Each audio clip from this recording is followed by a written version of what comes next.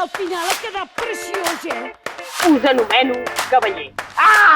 Però jo no em preocuparia gens, perquè jo porto tots els vídeos d'això. Ai, aquesta petitona! On vas a parar? Anem a jugar!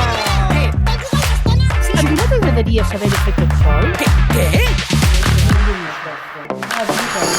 La viruta, hem de prendre viruta. La paca, sí, és veritat. Però jo tinc Però un sac. prendrem una paca. No, a casa en tenim una, el que passa que està humida. Vale. I li he dit al Nefo. L'Estaquirot Teatre és una companyia de teatre de titelles, això ho reivindiquem el primer.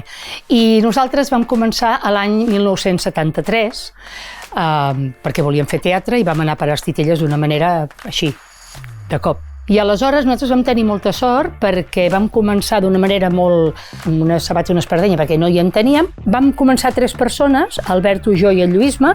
Després en una època vam ser 5, 6, doncs perquè anava venint gent, fèiem música en directe. Llavors, als anys ja 80-83, que va ser quan la Núria Benedicto es va incorporar a la companyia, el 83, vam voler fer espectacles més de titelles i actors. Hem fet, em sembla que uns 41 espectacles durant tots aquests anys, molts quilòmetres de carretera, perquè, clar, nosaltres anàvem on ens cridaven. Aviam, nosaltres comencem als 17 anys i comencem primer d'una manera molt d'aficionats, però una mica ja és una fórmula col·lectiva.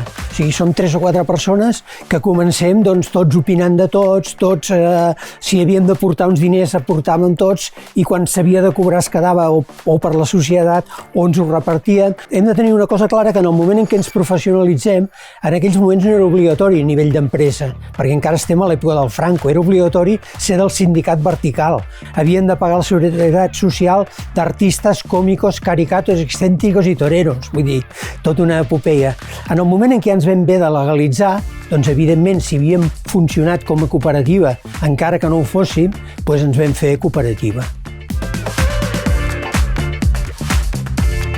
Igual que personalment vas canviant, perquè els anys t'aporten moltes coses, la companyia també, aquesta evolució amb els anys, també és evident. El que sí que potser no ha canviat ha sigut una mica la il·lusió, és a dir, no hem perdut mai les ganes de fer aquesta feina, de fer titelles. Els espectacles van creixent, igual que nosaltres hem anat creixent, no? Hem sigut molt feliços fent aquesta feina, hem pogut fer una mica el que hem volgut sempre i quan ho hem volgut fer, i hem pogut viure. I ara que hem fet 50 anys, que és un número molt rodó, doncs hem decidit que podríem seguir treballant, però no, hem decidit que ens jubilem. Tanquem l'empresa, tanquem la cooperativa, i per celebrar-ho hem muntat una exposició que ha anat molt bé i que estem molt contents d'haver-la fet, i ara ens l'emportem cap a Tolosa. I aquell ja serà un ximpunt de jubilació final gloriós.